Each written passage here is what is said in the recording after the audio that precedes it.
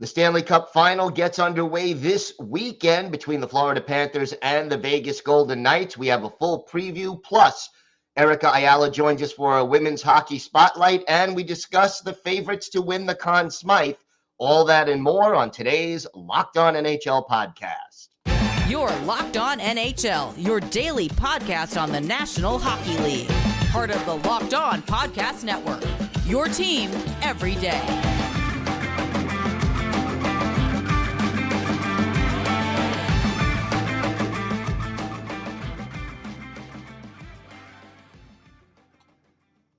And welcome, everybody, to the Friday edition of the Locked On NHL podcast, part of the Locked On Podcast Network, your team every day.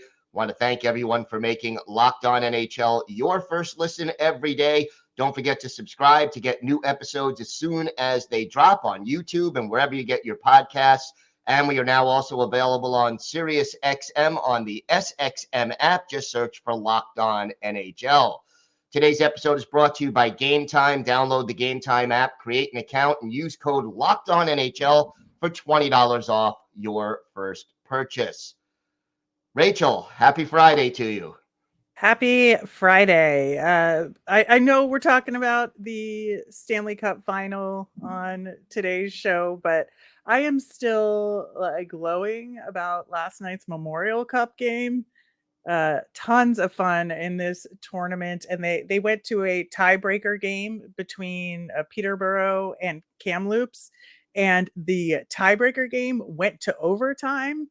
So super exciting tournament. I always love watching junior hockey, and Flyers prospect JR Avon scored the game-winning goal in overtime to win that game for Peterborough and go to the semifinals, which are today. So good luck to them. And lots of hockey outside of the NHL too. Oh, absolutely. And always enjoy the juniors. I mean, it's great stuff. And I always find it cool to watch highlights from junior games like 3 or 4 years later when now all these guys. Like, I didn't know that guy was on the team, and I didn't know that guy played. And there's a little something extra to it when you figure out who makes it and who doesn't. But Stanley Cup Final getting underway. Vegas and Florida, not two teams that a lot of people had on their predictions when the season started. Maybe not even when the playoffs started, but here we are. Your initial thoughts about this matchup? Yeah, I think with Vegas, more people would have had them on their list as potentially being in this series to end the season. They are a very good team. I think it was the goaltending problems that maybe would have kept them out of people's thoughts. Just because they had so many injuries and struggling to settle on it. But Adin Hill has settled into that role quite nicely in this playoff series. And I think they have full confidence in him. And you look at the core of this Vegas team with Jack Eichel, Mark Stone, Jonathan Marchessault, just putting together a tremendous playoff run. And while I wouldn't call this team like the most dynamic or the most exciting, they're just solid hockey guys that can execute and, put together complete games. And I just think that, they fully deserve to be in this Stanley Cup Final. And then, you have Florida, complete opposite story, right? Yeah, they certainly, they squeaked into the playoffs, barely made it, had to face the record-setting Boston Bruins in the first round. I don't think too many people had them coming out of that first round, and yet they find their footing, go on a hot streak, and reach the Stanley Cup Final. And they had to go through a pretty big gauntlet. I mean, they beat the two teams with the best record in the league in Boston and Carolina, and they beat Toronto. I mean, that is not an easy path to get to the Stanley Cup Final. Not easy at all, but I think they've done it in style, first off. And yes. I just think, the thing for me is that there's a lot of people, and myself included, who just have no rooting interest in this Stanley Cup Final, which for me makes it more fun. in a lot of ways because it's less stressful, first off.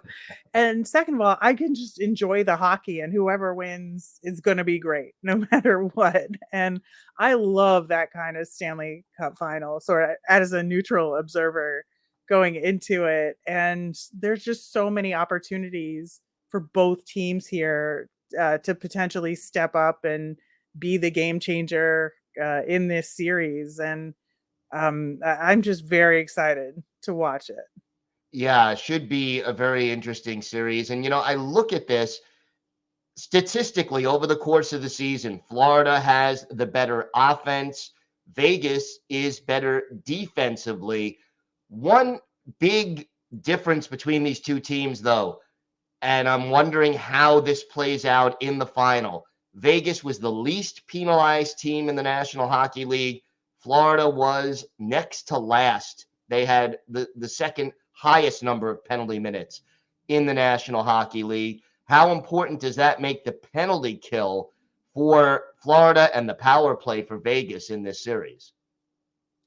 Yeah, I think that's going to be absolutely huge. Now, I know the officiating, like the whistles tend to get buried a little deeper in the pockets the further you go into the playoffs, but we did have some suspensions in the last round. And so, I think that while like history would suggest that it won't be as big a factor because they're going to call less, when they do call it, it's going to be a big deciding factor at that moment.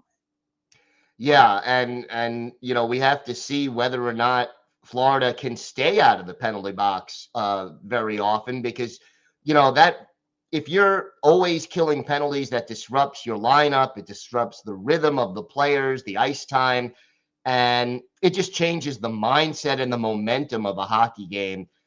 Any other things as far as this matchup that catch your eye as we get ready to kick off the last series of this season?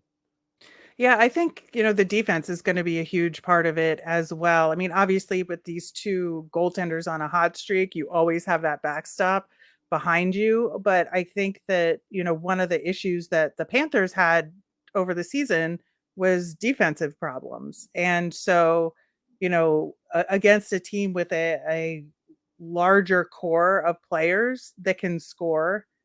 Now they had that against Boston, but I think Boston is a much different team than Vegas in the way that they manage their line structure, right? In terms of what players are on what lines and how that affects rushes and breakouts and all of that. And I think that the Panthers defense is going to have a different challenge against this Vegas team than maybe they've seen so far.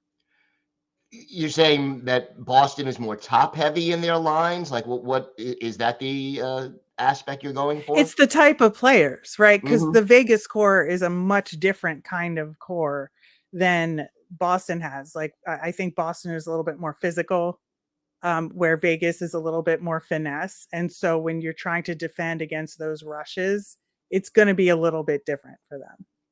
No question about it. And then the question also becomes on those occasions when the Vegas forwards do beat the defenseman, does Sergei Bobrovsky bail them out when those good chances do come around?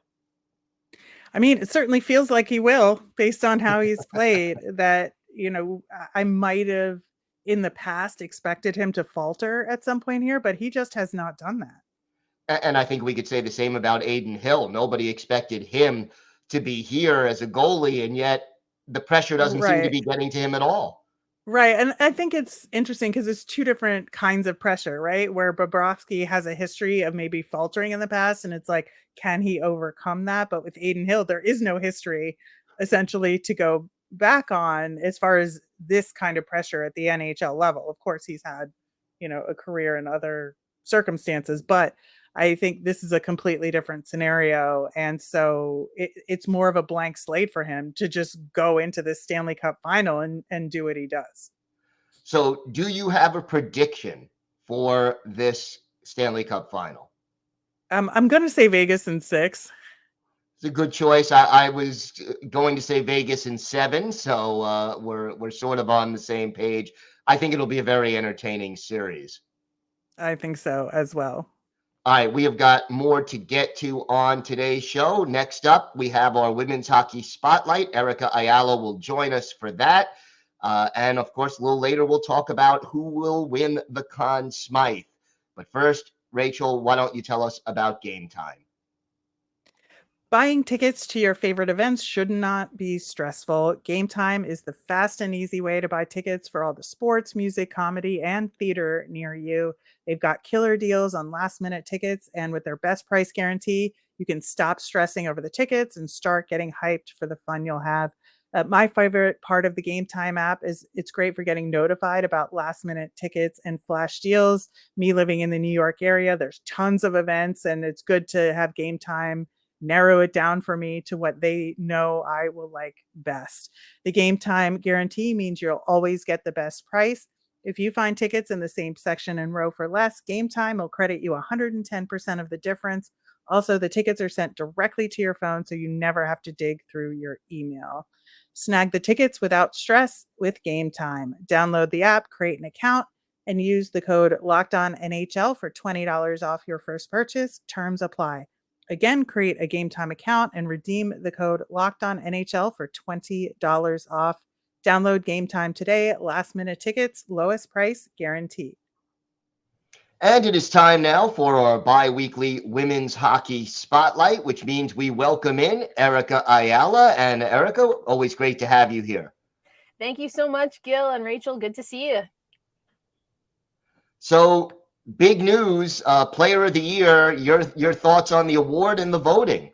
Well, first of all, it was exciting to be one of the voters. This is the first time ever that the IIHF has created this category for women's hockey, and it's officially the Female Player of the Year for the IIHF, so it would include any tournament that is sanctioned under the International Ice Hockey Federation. And Hilary Knight from the United States comes away with the inaugural award.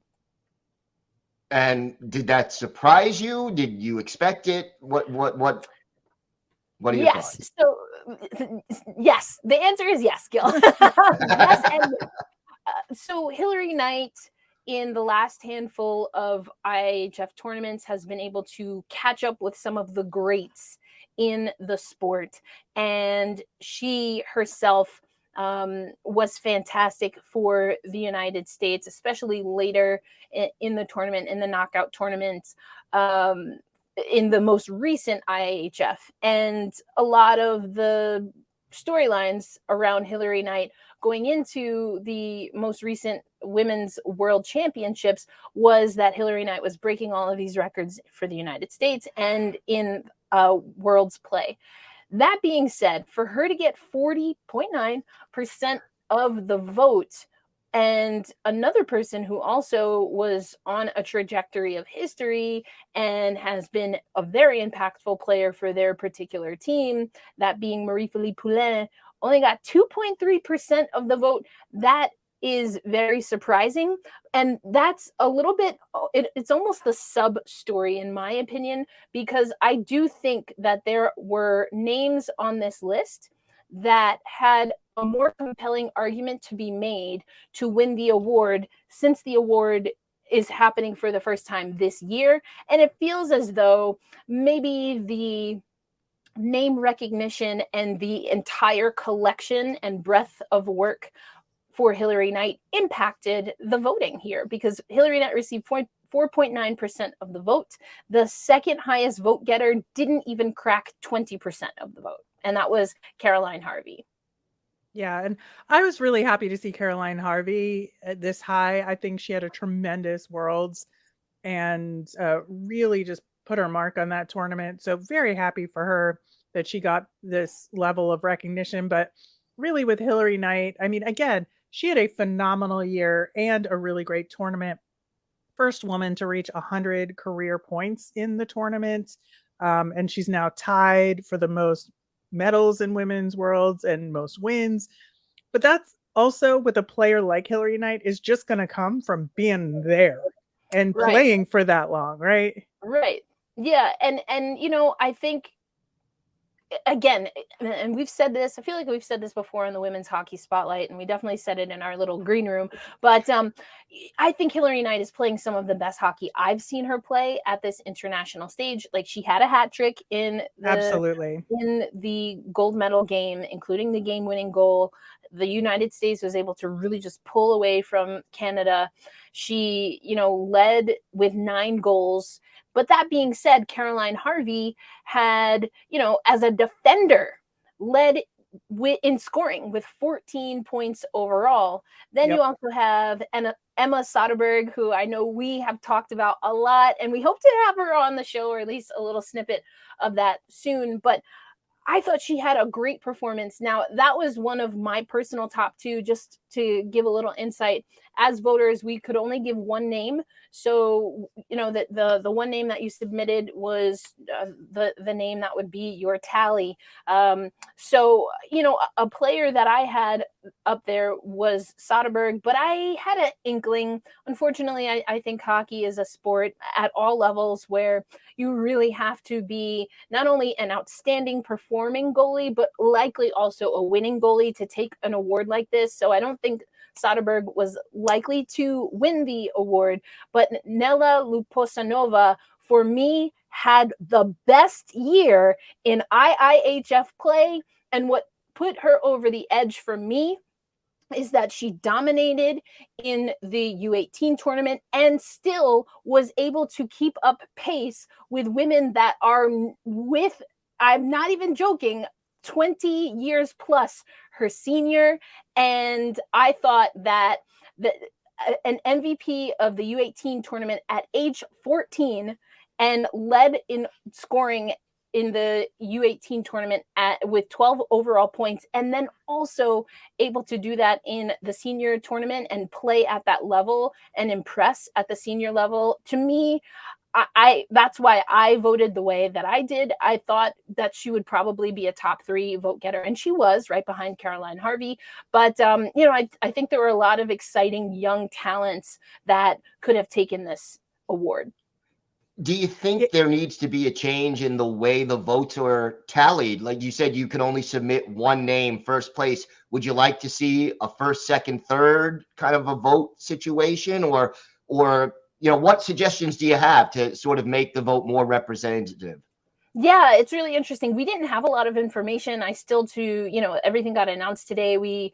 I think we've known for about a month or so that this award was coming, for those of us who are voters, but I don't know who the other voters are. I don't know how many of us there were. I don't know what the breakdown was by country, what was kind of even the criteria, if you will, for being able to vote. So that's something I'd love to see moving forward, that we see a little bit more transparency. And yes, I think it always gives an opportunity for one of those players that it's like, hey, I don't know if I'm going to use my top vote on her, but a player that is getting votes in that top 3, top 5 consistently through a ballot, I think that does say something. And if we have also that information, I think it helps paint a picture for the next time that we have a vote like this. Again, this was the inaugural Female Athlete of the Year for IIHF. So maybe, Gil, we'll see some of that. Yeah, I, of course, am a fan of Emma Soderberg and probably would have given her my vote given the way she performed in multiple tournaments this year. And I feel like they obviously weight the senior tournaments much higher, but some lower level tournaments, she really performed well this past year. She also signed with the Connecticut Whale in the PHF, which is huge for the PHF. Yeah, it's very exciting. The Connecticut Whale is a team where they are a very solid team. I think that they didn't necessarily have a goaltender that was going to steal them games in the last handful of seasons. And so we know that Taylor Gerard and Kennedy Marchment are players that were able to renegotiate their contracts. They're back. They're locked in. We also had Katarzyna Mrazova, who returned to the Connecticut Whale. So, they're really looking at a different flavor, if you will, of hockey, looking at some international talent. Also, Soderberg had a great NCAA career. Can't forget about that. So I'm really excited. I think we see a lot of teams, Rachel, that are getting really aggressive and competitive with that salary cap increase. It's $1.5 million per team, and being able to draw the Alina Muellers, who we talked about on the last spotlight, Soderberg. I mean, we also talked about Noiratu effectively coming out of retirement. Casey Bellamy definitely coming out of retirement. Yeah. So I think it's going to be interesting to see what happens there. You have the Montreal Force in the Premier Hockey Federation, who are almost done and tapped out with their roster. They were able to grab goaltender of the year and rookie of the year Corrine Schroeder from the Boston Pride. We see that Katie Burt returns to the league. There's no ifs, ands, or buts. There is not a back-to-back championship without Katie Burt taking over in net for the Boston Pride last year. I think it was just circumstances. She has a goaltending business where she's teaching the next generation. And I think that it just, the timing didn't work out for her, but she is committed now to the Boston Pride once again. And, I think it's going to be interesting, but I know that we also have on our rundown, since we're talking about free agency, we have teams that are doing great. We have teams that, again, are almost filled with their roster, teams that are getting aggressive in the international market, the Riveters being one of them. And then we have the Buffalo Beauts. Well, I do want to make sure we mention that Saroya Tinker is back with the Toronto Six. Yes, that's right. Saroya Tinker signs a 1-year deal with the Toronto Six. They also hosted a free agent camp, the Toronto Six. So we have talent that, my company, Black Rosie Media, we were able to get that roster. And we have players coming from the Swedish League to come to that camp, players that played in the PHF that came to the Toronto camp, players from The Ohio State. We had players from Merrimack. We had players from what used to be Ryerson, which I believe is now the Toronto Metro University. So that was really exciting, alongside with, yes, Saroya Tinker is back, a defender for them, obviously won the Isabel Cup with them last season. But yeah, that just another example, Tinker and others, of what it looks like when you're active in free agency. And unfortunately for the Buffalo Beauts, the Minnesota Whitecaps also in this situation, they don't have a head coach. And the difference, I think, between what we see happening in Minnesota and the difference in Buffalo is that, one, Minnesota was in the Isabel Cup final. So even if you don't have a head coach, not ideal, I would argue, Rachel and Gil, but you at least have that draw. And it does seem like their general manager is being active and able to sign and re-sign some players. The Buffalo Beauts, and I have to give stick taps to Angelica Rodriguez. She reported this on a Twitter Spaces, but the understanding from Buffalo Beauts camp is that they are waiting to announce that head coach. We thought that they were going to be in position at the top of May to announce that head coach, and it hasn't happened. And that is impacting their signings. Apparently, it's also impacting their ability to hold a free agent camp.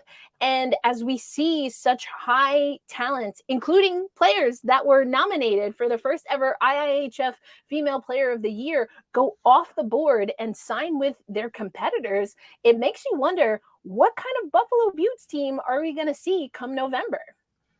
Time is running out as far as getting that done and getting a team together. And obviously hard to sign free agents when you don't know who your coach is and what philosophy they're going to put on the ice. Exactly, Gil. And again, they don't have the luxury of being in the championship last year. They don't have the luxury of having other things and other players to draw from. They have been a team that not only struggled last year, but they've struggled mightily in the last 3-4 seasons. And so all of that history is compounding now. And it is a little worrisome that they have not made this hire, but also it's evident in the fact that they have the fewest announced signings in the offseason. Well, we will keep an eye on that, and Erica, I'm sure you will update on us on it in the coming weeks. Thank you so much. Always great to have you here. Yes, thank you so much for having me. I'll catch you in 2 weeks. All right. Thanks again to Erica Ayala for our women's hockey spotlight. Always great to talk to her and talk a little women's hockey. We have got a lot more to get to on today's show. The Conn Smythe Trophy for the Stanley Cup Playoffs MVP. Who are the top candidates? We'll break it down next on the Locked On NHL podcast. So, Rachel, Conn Smythe, not the most valuable player of the final series, but of the entire Stanley Cup playoffs. And to me, there's 5 players who are sort of at the top of the list as to the leading candidates. If you had to pick one, where would you start? I mean, I think you have to start with Matthew Tkachuk, right? He's got the most points of any player remaining in the playoffs. Rube Hintz of the Dallas Stars still has the most points with 24. But not only does Matthew Tkachuk win it on just total points, he's got 21, but the type of points he's getting and those overtime wins and game-winning goals, he has just made such an impact on this Florida Panthers team and why they've gotten to where they are. And that's like the intent of the Conn Smythe right there. Yeah, I mean, 3 overtime game winners, 4 game winners overall, which leads all the players still left in the, on the 2 teams that are still left. And he's also averaging 22 minutes and 43 seconds per game of ice time, which is pretty impressive for a forward. Yeah, absolutely. And I believe like there are several betting outlets that have him as the most likely candidate at this point. Some of them, though, are going in the goaltender direction. Yeah, so we have the 2 goalies, sort of very opposite stories as we touched on in the first segment. And I mean, you got Sergei Bobrovsky earning a lot of money every year, kind of disappointing coming into this playoff run, was even benched late in the season, didn't start the playoffs as the number 1 goalie, and yet rallies and gets the team here. And then you have Adin Hill on the other side, a guy who has been more or less a journeyman, not established as an elite goaltender. And now he's on a hot streak and gets Vegas all the way to the Cup final. How do you see them fitting into this Conn Smythe Trophy race? Yeah, I mean, you look at Bobrovsky, he's 11-2 in these playoffs, where Adin Hill is 7-3. So it seems like Bobrovsky's got the edge there, but their save percentages are essentially identical. Bobrovsky at .935 and Adin Hill at .937. So, you look at that, you look at their play and how they've been instrumental in winning games for their teams. Both of them have stolen games.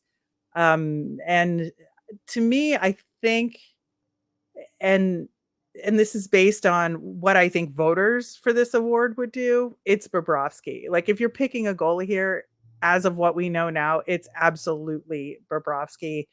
Again, we got to see what happens in this series. That usually, has an effect on the outcome. But based on what we know now, I definitely think it's Bob. Yeah, I think Bob would get the edge. And he's also, let's face it, got more name recognition, which I think is a factor in the voting when push comes to shove. But it's also a great story to have the very talented guy who slumps and then recovers and leads his team to victory. And, the other thing, I think goalies, they get a little extra recognition, and rightfully so, in the Stanley Cup final. Both of these teams, they'd be winning the cup for the first time in franchise history. And that also sort of adds another layer to it for the goaltenders. I would agree with you. I think Bobrovsky would be the favorite out of the 2 goalies, but Adin Hill is such a Cinderella story. I know, it's so hard. I just, like, my gut though says it's not going to, unless Bob has this tremendous Stanley Cup final and makes incredible saves and maybe saves an overtime winner, something like that. I feel like it's going to be a skater that's going to win it, but because it's more often a skater, I think. I don't know though. If it's a goalie, it's going to be him. But then you look at Vegas, and the good problem to have with having such a balanced core is that you have like 3 guys that could potentially break out and win it. You have William Karlsson, you have Jonathan Marchessault, and you have Jack Eichel right there. Like all 3 would be well deserving. Yeah, I mean, Eichel, I guess, gets the most attention out of those 3. He's got the most points, but he's got 1 more point than Marchessault, and then right now Karlsson has the most goals out of that trio with 10. So it'd be tough to pick, and I think a lot of it is going to depend on who has the best series in the Stanley Cup Final. One other thing, though, Marchessault, 3 game-winning goals, none for Eichel, and none for Karlsson. So I think that may enter into the equation at some point as well. Yeah, but then you look at William Karlsson, right, and that he had a stronger Western Conference Final. So the recency bias is with him there because he had 5 goals in that tournament. And I think that, when you look at his matchups, he's the one that was out on the ice against the Connor McDavid line, right, in that series against Edmonton, and the top line against Dallas. So you look at his complete game, like there's an argument to be made there. Oh, absolutely. I just wonder how many voters will actually take that into consideration, and how many of them will just look at the stat sheet and say, oh, yeah, this guy has the most goals or this guy has the most points. But I agree with you. If you take the total game into consideration, a lot more reasons to vote that way. And it's going to be interesting because, I also think it'll matter how many games the series goes. If it's a 4-game sweep, I think that changes the equation. If there's a couple of shutouts in the final, you talked about recency bias, that comes into play. And then, who gets the big game-winning goals also in the final round will probably be the clincher. I think, again, you talk about those comeback stories. Jack Eichel certainly has that going for him as well. Yeah, absolutely. I just I think that this is going to be low key one of the most interesting Stanley Cup Finals we've had for a while, and this discussion about who could get the Conn Smythe is a huge part of it because I think in the past there's maybe been like 2 or 3 top candidates going into the final, and there are more here. And anybody could step up, any one of these guys. There could be another hero that we haven't heard or talked about here yet. They could step up and just dominate this series and, make an argument for themselves as well. There are good players on both teams that have the capability to do that. And so I think that, trying to figure out who is going to win the Conn Smythe now is it's a dubious exercise, but I think that, the guys we've talked about are definitely the most likely.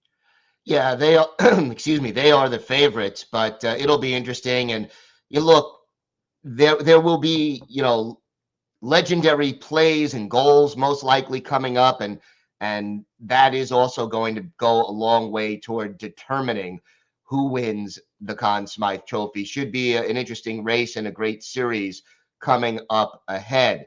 I want to thank everyone for making Locked On NHL your first listen every day. Everydayers, Monday on the show, I'll be back. I'll be talking with local hosts from both Stanley Cup Final teams, and also discussing some of the biggest news from around the National Hockey League. So definitely join me for that.